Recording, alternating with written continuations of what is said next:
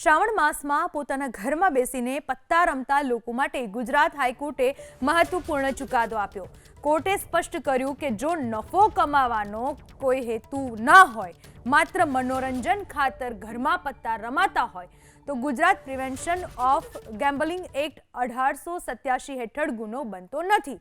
આ અવલોકન સાથે હાઈકોર્ટે અમદાવાદના આનંદનગર પોલીસ સ્ટેશનમાં નોંધાયેલી જુગાર અંગેની એફઆઈઆર અને તેના સંબંધિત તમામ ફોજદારી કાર્યવાહીઓને રદ કરવાનો હુકમ કર્યો।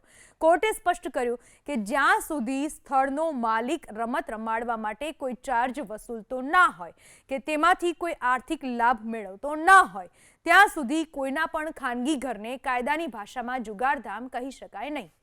આ ચુકાદાના આધારરૂપ બનેલા વર્ષ 2021ના એક કેસની વિગતો જોઈએ તો અમદાવાદના એક મકાનમાં જુગાર રમાતો હોવાની બાતમીના આધારે પોલીસે દરોડો પાડ્યો હતો। દરોડા દરમિયાન 5 વ્યક્તિઓ ડાઇનિંગ ટેબલ ઉપર પત્તા અને અલગ અલગ રંગના કોઇન્સ સાથે મળી આવતા પોલીસે જુગાર ધારા હેઠળ ગુનો નોંધ્યો હતો।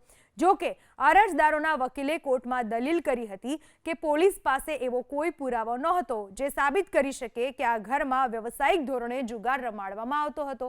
હાઈકોર્ટે પણ નોંધ્યું કે એફઆઈઆરમાં ક્યાંય જુગારખાના શબ્દનો ઉલ્લેખ નહોતો અને માત્ર ખિસ્સામાંથી પૈસા કે પત્તા મળવાથી કોઈ સામાન્ય ઘર જુગારનો અડ્ડો બની જતું નથી। એટલું જ નહીં, જો ઘર જુગારધામ સાબિત ન થાય તો જુગાર રમવાનો ગુનો પણ બની શકે નહીં।